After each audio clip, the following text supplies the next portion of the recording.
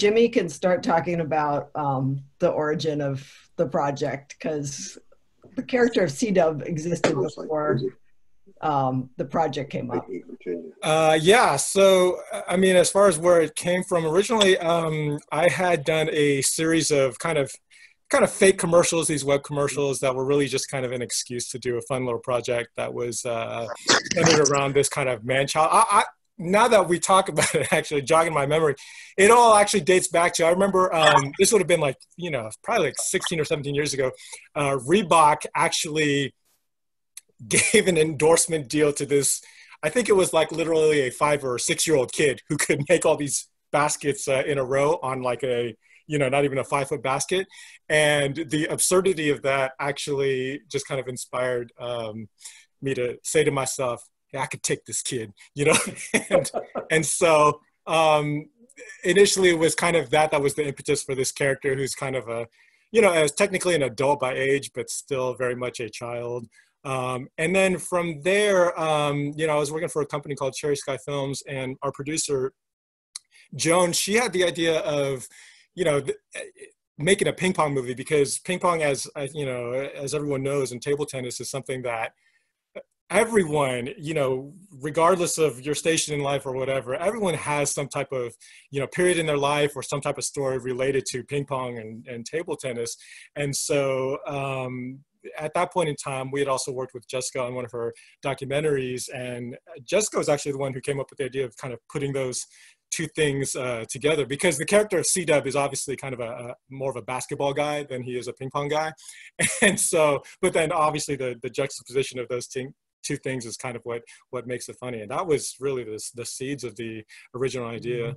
Because I love the idea that you've got a guy who has dreams in basketball, and he's really not cut out for that, for a variety of reasons.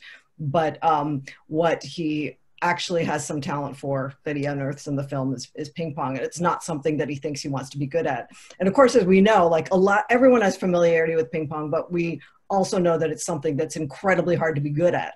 But I just love the idea of, what if you have dreams in one direction, but your talents lie in another? And so that's what he has to face in the film. So one of my favorite characters in the film is actually Cheryl Davis. And what captured my heart was her quote, "Me love ping pong long time." This really resonates with my experience when I first started learning English. And it reminds me of how much I struggled with this new language. But also, you know, I also cherish the opportunity to have a different perspective and be proud of who I am. I also love the expressions everyone had after they heard her line. But really, it is love ping pong part that matters, right? That brought her from Iowa to this Chinese community. And that's the beauty of sport, is really bring people together, bringing the community together, enabling us to see the different world out there and the possibilities within ourselves. So I really feel this film connects us back to the community, especially during this time. I don't know if everyone watched it. You know, I really watched a couple of times, and it makes me feel want to play again. And that really has, you know, certainly has that effect on me. And you know, the spirit of the game also reminds us that as much as the frustration and uncertainty we're facing, so are the possibilities and opportunities. And we just have to be patient and be ready to celebrate our sport when the time comes. And I know we have so many athletes here today are, you know, locked at home, not able to train, to compete, got frustrated. But really, I mean, this is also a great opportunity for us to reflect, to really reset ourselves, and then to plan for a better future. And you know, this film really covers a lot. You know, not only the community, but the sport itself. So I really appreciate Jessica and Jimmy for this great film, and really thank you for having the conversation with us. Well, so I'll go ahead. And there's actually a lot to unpack with that moment that you actually point out. The first thought, Jessica, and correct me if I'm wrong, but that line actually initially came from Sherry O'Terry. I don't know if you guys remember her. She was on Saturday Night Live. She was the other cheerleader besides Will Ferrell. And one of our producers, Ann Clements, actually knows Sherry. And Jessica, that's correct, right? My memory serves me correctly. Sherry O'Terry actually came up with that line. And there's a lot to unpack just because it's like Virginia was saying, like at the very superficial level, it is about like, loving ping pong, for a long time. But it's also, we tried to layer this movie with a lot of different things, not just from an entertainment standpoint, but from both a filmic and actually American historical standpoint. And for anyone who's, a movie historian, obviously it's a callback to a line from Full Metal Jacket, if I'm not mistaken. And it's actually, it was done initially kind of in a very, afterwards it became kind of a racially, disparaging way of saying something. But obviously we kind of flipped it around and tried to make it a little bit more fun. And obviously the community's response to that line is one of, derision. And obviously we don't accept that type of, racial disparaging. But again, that's like, a multi kind of layered, hopefully, reading of the movie. Because, as time has gone by, obviously the movie was made like, 12, 13 years ago. People have, and kids who saw the movie initially have grown older actually, and then also gone back and watched the movie and realized there's a lot of actually, history and kind of life lessons that we tried to pack in there, because there's like certain throwaway lines about how like, C-Dub says, oh, we ain't building railroads for free no more. And, within the context of family entertainment, it's kind of a throwaway line, but then at the same time, then people, go back and watch it again and they're like, oh, wait, they're actually talking about the, the Chinese Exclusion Act and, Chinese Americans, largely being responsible for the building of the Transcontinental Pacific Railroad. And anyways, just. It's a fun movie. Like, Steve does have a bit of chip on his shoulder about a lot of different things. And one of them is the interpretation of Asian American experience. And he himself, though, like he has certain resistance to being characterized, and seeing him just embrace it, embrace the sport, embrace everything, and like to try to rise to the occasion. That's like the fun part at the end. But yeah, there's stuff you can get away with in a comedy. I think you can sort of work a few things in there that might be personally important to you, and it's fun to see people sort of absorb that. That's excellent. So I think we have Mark now. Mark is actually called in, so I think Mark's going to now take over, and hopefully, barring any other further technical difficulties, I think we can move on now with Mark taking over. So there you go, Mark. Take it over.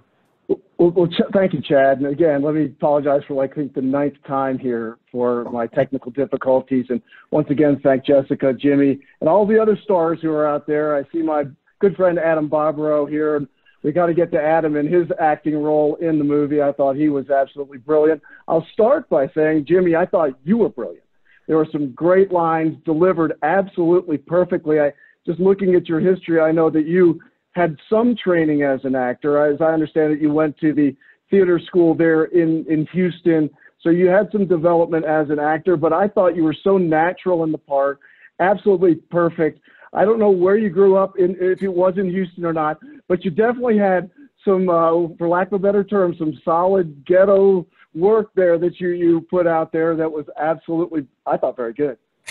Thank you. I do appreciate that very much, Mark. I'm not technically, classically trained as an actor, although it's like you're pointing out. Yeah, I did grow up in Houston, and I went to the high school for performing and visual arts, and I guess I come more from an entertainment and performing background per se than necessarily just acting, because I actually did a lot of singing. A little inside joke from the movie. When you see the kids complaining about, if, C-Dub doesn't continue the, table tennis or ping pong, that they're going to have to go do things like, SAT prep and calligraphy class. And then they all say, at the end, they all say, boy choir, boy choir, boy choir. And that's an inside joke between, that Jessica and I came up with, because Jessica obviously knows about, I have an extensive history in boy choir. Actually, that's how part of my kind of, I guess, entertainment background is. I did a lot of singing when I was a kid, and I actually went to the high school for performing visual arts for singing rather than acting.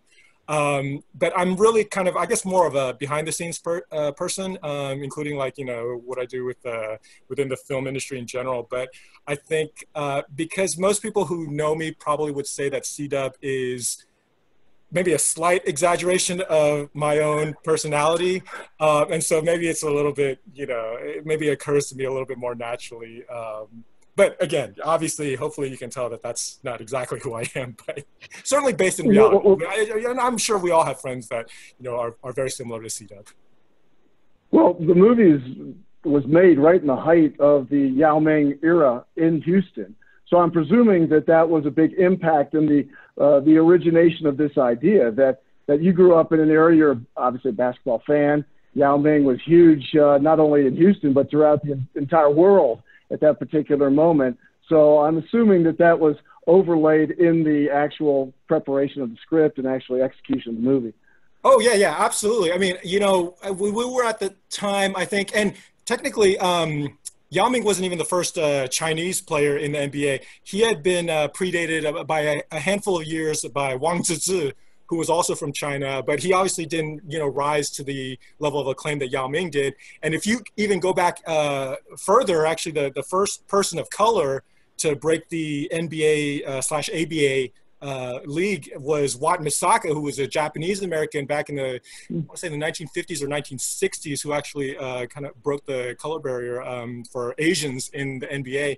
And, you know, it was one of those things that certainly informed, I think, the experiences of a lot of Asian American kids growing up since, you know, the 80s and 90s when the NBA was popular. There just weren't a lot of Asian faces within the NBA that you could really even look at. And around the turn of the millennium, then you had, you know, like you were pointing out, Yao Ming and Wang Zizhi, Munka Batar, who was from Mongolia, and a handful of other players from you know, Korea and Japan, who maybe had a cup of hot coffee in the NBA. And then, of course, you know, obviously, several years after Ping Pong Playa, then you had Lin Sanity and Jeremy Lin that kind of came up, and he was definitely kind of, I would say, one of those people who, you know, would have been in like our age, general age range or generation where, you know, we grow up playing basketball in America, and, you know, a lot of times, you know, you don't get the opportunity or the encouragement or the cultivation to really kind of take your skills to their potential. And I think he was a case in point where he actually proved that, oh, if you had a family who kind of saw your natural potential and really encouraged it and developed it, that, yeah, he actually was able to make it into the NBA and become a significant, you know, player, as opposed to, you know, I think more maybe traditional families or traditional mindset, we wouldn't even be allowed to kind of, you know, have that opportunity to see how far you could go, because it's all about hitting the books, you know, playing piano, playing violin, that kind of thing. But hopefully, I think, you know, as a culture, we started to kind of break out of that a little bit. Jessica, from your perspective, obviously you made your big breakthrough, I suppose, as a documentarian, actually winning an Oscar in 1996 for a documentary that you did that's absolutely fascinating. So making a movie like this, it's almost like the polar opposite, it appears to me, in a way, than a documentary. Although there's that one element that, from what I understand, is somewhat similar, is that your style as a documentary is to allow the story to tell itself. And it looked like in this movie, a farcical comedy, you kind of let the actors kind of had that freedom of capacity to kind of play around. It didn't look like an extremely tight script that you were requiring everybody to follow word by word. It looked like more of a free-flowing effort. Oh, that's nice, because it actually was very tightly scripted, but it's the nice thing, you know, you do want the feeling that that people are spontaneously acting in the moment. So that's a nice thing. I mean, I started in documentary, and I was working in the scripted world for a while before making Ping Pong Playa. But again, it was just nice to have something where the scale of it was, and also my relationship with Cherry Sky and with Joan and Jimmy, we were able to do things the way that we wanted to. And that's rare. Part of it is, you know, we have a very tiny budget to be able to pull it together. But in working on the script, I think that there's a lot of moments in there that just felt very natural because of the character Jimmy created, and also just the things that interested us. and trying to do this sort of intersection between the basketball dreams and then the table tennis reality, and to make all the themes sort of come to a head in that. You've already noted, both of you, that in this comedy that it's a layered story, that there are actually some really big issues that are addressed here. Not only the issue of family, that certainly is a theme that is throughout the movie, but also an issue that kind of struck home with me is this, and Jimmy just mentioned it, about, I have the dread of boys choir. Actually, I went to Catholic school, so if you were thrown in the boys choir, you knew something was horribly wrong. So but for kids to have, athletic endeavor, there's certainly nothing wrong with all of the challenges of violin or whatever other, classical training that you might receive at a young age. But there was something, the underlying theme was just fun in sports for the kids seemed like something that was important to this film. Yeah, I think it's also like this idea of capturing joy in what you do, and also to try to measure up to yourself in doing something. So those are kind of the elements of the classic sports comedy, right? But here it's with a sport that we don't see enough of, and also with characters that really have not gotten a lot of screen time. Why did you have to cancel class? Sorry, grasshoppers. I can't be honing my skills at the same time I'm teaching y'all Ping Pong 101. So, we'll watch you. No can do. Then we'll help you. No disciple would abandon his shifu. Look, that's all good, Prabhaka, but this calls for ninja mode, not shifu mode. I gotta work on my drill skills and kills, see? I can't be stopping to take attendance. Why not? Why can't we run with? Dude, calm down. You'll survive. No, we won't. If you cancel classes, my mom will make me take calligraphy. My parents will put me in SAT prep. SAT prep? You in what, like 6th grade? 4th. For me, language lab, brush painting, Origami. Folk dance. music theory, Flower arranging. Computer camp. Chess camp. Mental math. Abacus. boys choir, Boys choir. boys choir. Boys choir.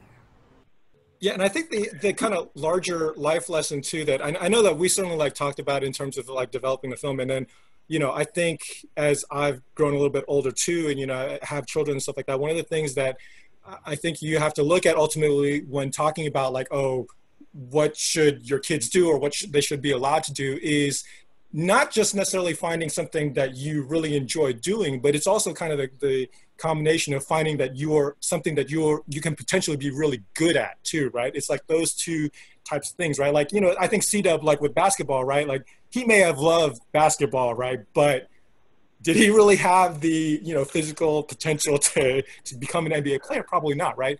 Sorry, Jimmy. At the same time, it's it's the same thing. It's like on the flip side, it's like, well, if you're a really talented, violin player, but you absolutely just abhor, playing violin, you can't be, wedged into that as well. And so it's kind of, finding the balance of, I think, those two lines of thought. Yeah. Well, speaking of having talent, I might bring on Adam Bobrow for a moment. If you can unmute Adam. I want to just, of course, Adam has found his talent as the voice of table tennis with the ITTF, but also I wanted to commend you, Adam, on the acting role that you had in the movie, delivering some excellent lines, and it looked like just an absolute pro turning out that material. Thanks. I appreciate that, Mark. I have a funny story. I wanted to ask Jimmy how he's doing because I haven't seen him in forever, but we had a really funny story at the Toronto International Film Festival because he obviously was the lead and I was a very, by comparison, a very minor role. But a friend of mine in the table tennis world told me like about Toronto International Film Festival and who to write. So I got connected with Diesel for a pair of like the runway jeans, and Jimmy was the lead and a producer and a writer, and they didn't have enough jeans for him, and I felt really bad about it, but my friend just told me who to write. My role was like, yeah, but thank you for the compliment. I think I did end up getting a pair of jeans though. Good. It's all good. The swag is all good at the festivals. C-Dub style. I knew you'd pull through, Jimmy. Yeah, I'll tell you too. Like, I mean, I'm sure everyone who's on this chat, who is like national players and stuff like that. I can certainly attest to the fact that like Adam is like a really good player, and one of the I think ways that I initially also kind of realized that there are these very kind of distinct, strata within the table tennis world, right? Because everyone, has that story of playing in the garage or in the backyard and stuff like that too. And that's kind of where I came from. But then once I was, introduced into the kind of club world and, Adam and Diego and Wei, and then you see that this very kind of, distinct level of like club players where, they're on a totally different level than these kind of, recreational players. And then of course, above and beyond that too, is the, the international professional level players. And it feels to me like, kind of very three distinct, stratospheres where you really have to, you really would have to practice for years and years to jump from one to the next and then to the next. As obviously, I'm sure a lot of the people who are on this, call can attest to. It's like, something that people see or think that, just because they can play a little bit, in their backyard, that, I could go and, compete in the Olympics. And you're like, no, man, you got to spend years, if not decades, trying to get up to that level. I have to say, Jimmy, I apologize. I'm sorry, Jessica. I was just going to say, and having players like having someone like Adam who could do all sorts of stuff, right? I mean, it's like, it really helped us, I think, in some of the montages and things like of just thinking of fun little moments. Like we had these players with this ability, so it gave us so much more that we could do, rather than if we had just tried to, pull from people who said that they could play a little bit. I think we would have had a very limited ping pong palette to be able to choose from. So that was a really fun thing. Hey, can you play with the paddle in your in your pants, or whatever. It was that was something that was very fun for us to see. Okay, here are the real players coming. Well, I don't know if Barney Reed's on the call. I don't see him there, but Barney was, I think, the one, at least at one point, playing with a paddle in his pants. So, but Adam, I think you have something else you want to add as well. Yeah, just real quickly to pay respects to everyone on this chat. It's a little, there's a very, very long totem pole in the table tennis world. And I think we've all met a C-dub in our lives who's like the best player in his family or maybe his fraternity, who's like, none of my friends can beat me. You don't even stand a chance. And they talk a bunch of trash, and then they show up at a local club, and some 80-year-old woman with the back brace and cellulite dimples whose doctor told her to start playing 3 years ago to beat diabetes, that woman destroys that frat guy, and he just either quits or decides to learn how to play. Yes.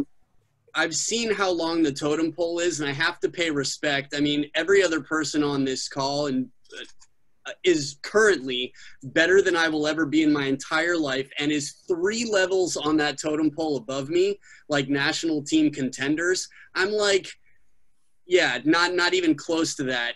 And then the other, I'd say there are probably another 40% of the people on this call have represented the United States or U.S. national champions of their time, and like well-rounded, several decade top-level coaches. So I'm a little bit embarrassed to receive any more credit than I deserve, but it was really an honor to be there and really fun to be a part of it, and really cool to see such a gathering, just because I think films are so rarely made about table tennis that actually break through and are known.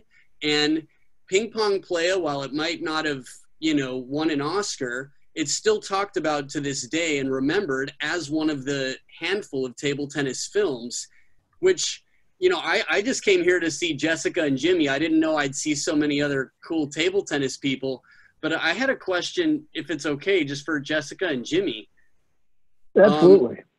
Yeah, as filmmakers who have already cracked the code and made it to that level of table tennis film, I imagine a bunch of, I don't know, there's so many stories within the world of table tennis, from the diplomacy to different conspiracies over the years and just things related to politics even at a pretty deep level.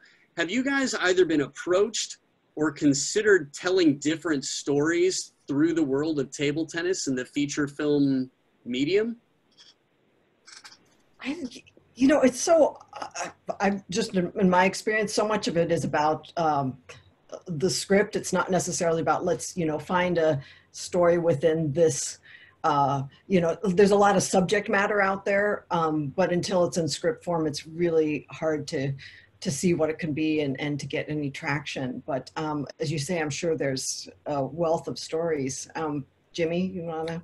Yeah, I mean, I personally have not been approached about like, I guess additional table tennis movies, but certainly as a consumer of film product, we see this kind of universal experience of table tennis pop up every once in a while. I mean, in mainstream films too. I mean, and obviously like the diplomacy angle and the ping pong diplomacy obviously was most famously depicted in Forrest Gump, which I think Diego and Wade did some consulting on, if I'm not mistaken. But yeah, I mean, it has been a while. I mean, usually in some of these other movies that we've seen pop up over the last few years, it's not necessarily centered on table tennis as the focal point of the story, but just kind of as something, I guess, a device or something similar that people within the story kind of do together and kind of is an entryway to another story.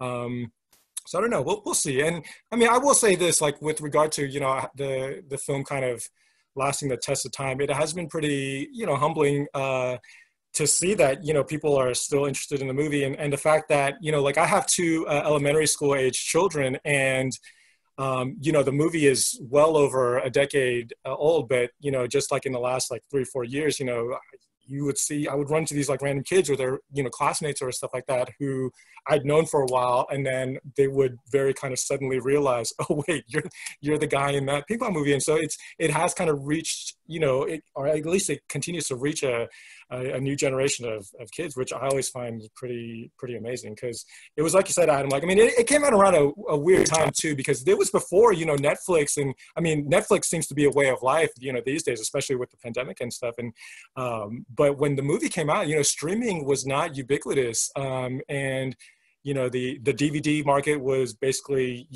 heading for the tank. But ever since that time, people I guess have found it, and hopefully it's a testament to the film.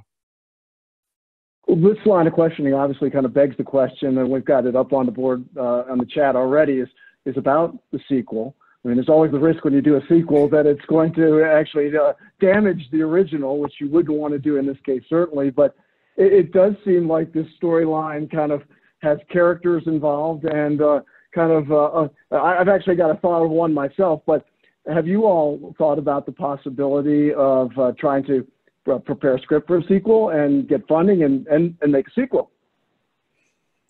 Yeah. Well, Jimmy, I don't know if you're, well, I know that we talked about it a little bit after the film came out, and then I feel like we just got kind of caught up in various life and work stuff, and I think it was also just hard to figure out exactly what that would be. Is it like there was the Bad News Bears and the Bad News Bears go to Japan? I don't know exactly where C-Dub could go in terms of his development, but yeah, it was something that was fun to think about. Yeah, I mean, I think it is one of those things, like I think in a larger, I guess from a larger business perspective, where it didn't really seem to, I guess, break through as far as a lot of decision makers and within the entertainment stratosphere, compared to, I think, the larger public, which seems to have eventually found the movie. It didn't have that kind of runaway success where people would be like, oh, they'd love to see more of it. But I certainly I guess from an anecdotal basis have these kids asking kind of the same question of when they're going to see CETA, but until like one of these like streaming platforms or something sees that there's an audience for it, then I don't know if it's going to happen anytime soon. Well, just so you know, my thought is and someone, I think Chad actually brought this up. I'm from the hockey world, so I was like, marrying Happy Gilmore with Ping Pong Playa would be my thought on the next where we take C-Dub with hockey jerseys, which raises the question that I had, is that the NBA logo is very prominent in the movie. The jerseys that you wear, Yao Ming, Allen Iverson, Ginobili, I think you have the Spurs jersey as well. How did you guys get permission to use the NBA logo and the jerseys that you wore? Oh, so the NBA, actually, those were sent directly from the NBA, actually. Our production coordinator had just written them because, a lot of these big organizations and these big corporations have their like media outreach or what have you departments. And yeah, our production coordinator just reached out to them and they said, hey, what kind of, or whose jerseys would this character wear? And so I remember, I think Jessica, you or Jamie had asked me that question. I just submitted a kind of a list of some of the top players at the time who I think had appealing personality elements that C-Dub would enjoy. And they shot them over, and then they sent over a bunch of these, official jerseys, which was amazing. And I will, brag on this for just a minute. I am a big Spurs fan, and in order to sacrifice for making the character as authentic as possible, I did wear the Kobe Bryant jersey for a handful of scenes, even though I was a big, a Laker hater personally. But for the sake of the character, I was willing to wear a Laker jersey for the movie. Yes. That was.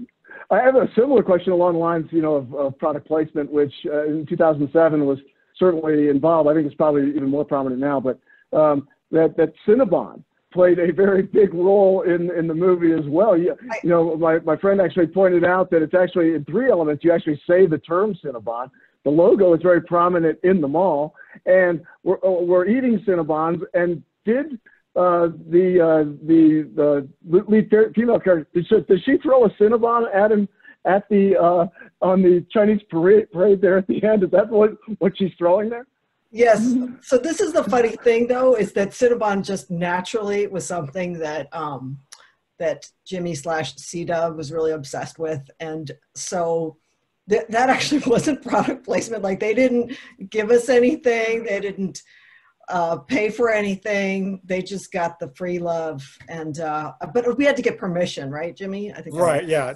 We had written it into the script, and I think that was just a permission thing. It definitely wasn't product placement. We had discussed Cinnabon way before, and as part of the script. And Cinnabon, I had my Cinnabon phase, I think, when I was in my teenage years, and that was in fact, yes, a Cinnabon that was thrown at me. I think we had a few takes on that. Well, they certainly benefited from that. One element for me that I thought was excellent was the I don't know who was the music supervisor for the film, but the actual soundtrack, I think it's great. I mean, there's several. I mean, the one starting off with Chinese School, right off the hop. I mean, you're just like, that's a great place to start. And I think My Rims was another song that I absolutely loved, and the placement in the movie I thought was perfect. That's great. Yeah, I don't know, Jimmy, you want to talk about Chops?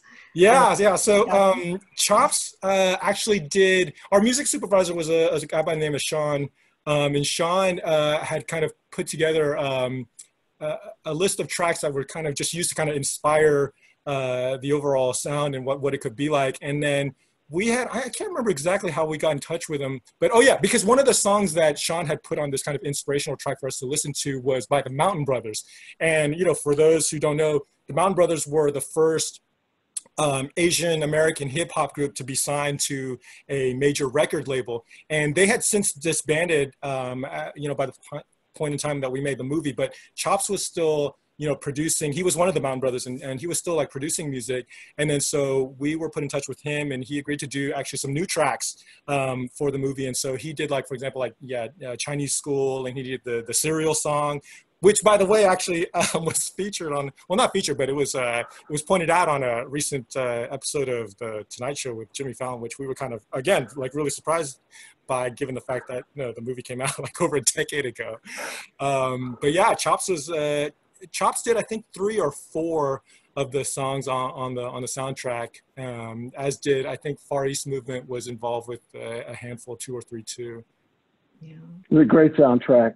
Jessica, do you have something to add to that?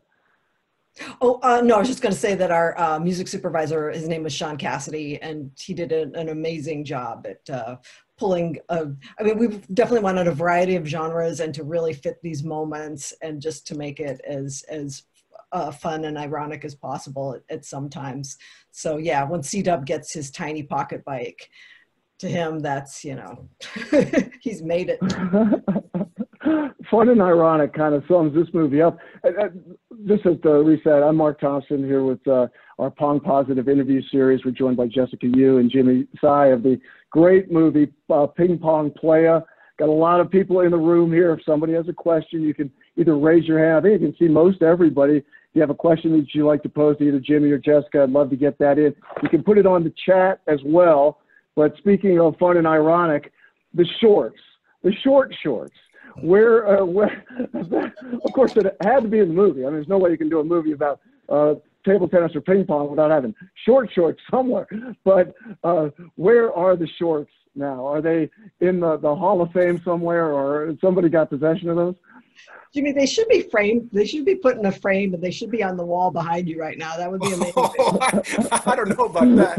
I actually don't know where the shorts are. But it was one of those things that that we noticed, I think, pretty early on, right, Jessica? Because I think we did some research and watched a lot of table tennis matches and stuff like that, and I think that just came up kind of originally in our research. And yeah, I know it was kind of just playing on, again, the differences between the ping pong world and then the NBA world, where the shorts get longer and longer, and then with ping pong that they are on the shorter side. We just had fun playing with some of those tropes. And we also had fun with things like with C-Dub's dad insisting that the Chinese invented ping pong. And that's kind of actually from, I think, our experiences as Chinese Americans. Like my grandfather, my dad, they'd say, "Oh, the Chinese invented this, the Chinese invented that." They're always like claiming credit for the Chinese inventing things. So we had fun with that little detail. So yeah, a lot of it was not entirely accurate, but something that was just fun to riff on. Well, I love the fact that the enemy in the film is actually, it's not an American. It's all British based. Like, let's just take on the entire British nation and give it to them rather than America, certainly. Yeah, that was some of it was just sort of fun, like having characters sort of playing with the identity of who they are and the identity that they think that they want that suits them better. And that actor, Peter Page, who's just terrific, he had a lot of thoughts about how much he wanted to play things up, and he just ran with it. Well, Jimmy, I apologize if this was talked about while I was having technical difficulties, but I may ask again, is obviously, you appeared to have played table tennis before coming into this movie, and I don't know how much, but we do have a question on the board as who was more helpful to you as a coach? Was it Wei Wong or Diego Schaff? Who was the better coach there? And that's coming from our high performance director, by the way, Sean O'Neill. So again, and this was a while back, but yeah, I spent several months in training with Diego and Wei, and I wouldn't want to necessarily rank them. I think the way that we usually broke it down was I would kind of work on the more granular stuff with Diego, and so that was the stuff where we were at the table and kind of working on technique, and and also, and I had played table tennis before, but only in like 5th or 6th grade. And I remember one of the first things that Diego and I talked about was, I used to use the pencil hold, right? I mean, you guys all know this, pencil hold. And, he was explaining to me the, technique and, the physical advantages and disadvantages of, that versus the knife hold, right? And then we agreed early on, since I hadn't played it, for so long, that we might as well go ahead and shift to the more advantageous, knife hold. And so that's one of the first things that we did. And then, with Coach Wei, like, I would work on, I guess, the more, high level playing. And I mean, just to kind of illustrate the point, I do remember, and this was again, like, months into training, I think right before the movie, I felt like I was at the peak of my powers when, I was training with Wei and got to the point where I could play, 10, 15 feet off of the table. And again, this is probably more credit to Wei than it is me, because, it takes the second person to really be able to hit back. But I mean, we were, and I was able to rally kind of back and forth 10, 15 feet away from the table, not just like you win 1 or 2 times, but, for, very consistent basis. And that's kind of the point that I felt, hey, I may have actually gotten, I guess to a lot better place than I was when I had just started out training. And, that's obviously the type of stuff that you probably see all the time in, professional tournaments and stuff like that. But you certainly don't see that in a recreational setting, where they're backing off 10, 15 feet off the table and hitting, the table, very consistently. So, So yeah, so not to rank them, but I just get different things from both Diego and Wei. But I mean, the training was pretty phenomenal, and I think I never expected to necessarily get to anything close to a professional level, but I certainly, at least within myself, felt like there was a tremendous improvement just in the short few months that we spent training. Well, Diego, in fairness, I see you there, and I see your guitars back there too, so I'm envious of that. But I think in fairness, if you want to unmute Diego, what was it like to work with Jimmy to try to improve his skills, and obviously he had success, improve his skills at table tennis? Well, Jimmy was very dedicated. So if I remember correctly, when you first came in, the first few times you came to the club, you didn't tell us what it was for. Right. Yes, that's right. I did go check it out. That's right. A couple of times first. Yes. You came in a couple of times, and then you started taking lessons from Wei, and then you disclosed that this was going to be a production, and you asked us if we wanted to participate. But it was with somebody as dedicated to the purpose as Jimmy was, it was pretty easy to work with him, because he really wanted to get it right. And to get that mix in the movie where we could have a lot of actual play and didn't have to do everything with computers, that was a very useful. I think it was very useful to have him have that capability. Well, I'm sure he appreciated it as well. Jimmy, what are the chances of us getting you and Jessica to U.S. Nationals here in Las Vegas in December? Get you out there, and I don't know what your rating is right now, but we'll find the right place to put you to get you to the finals. How about that? Well, I don't know. I haven't really been keeping up with my training, so. Jimmy, you've got a lot of time at home right now. I'm just saying, you've got no excuses. So. Got to get the robot going, Yeah. Get out there and, start practicing again. Jessica, one of the elements that always comes up in filmmaking is budget. I think you addressed it earlier, and I apologize if I wasn't on the line when you're talking about it. But where was the film shot? Was it a Chinese school? Where was this film shot? Oh, well, so we shot it in LA, and we shot some of it at there's a nearby sort of community center that we shot a bunch of stuff at. We shot the tournament out in the valley somewhere. We actually, at the end, the Chinese New Year parade that where C-Dub is honored for his win. That was hilarious because we actually basically hijacked a Chinese New Year parade in Arcadia. A friend of ours, you'll have to correct me on this, but yeah, a friend of ours was friends with a former Miss Universe who had some involvement with the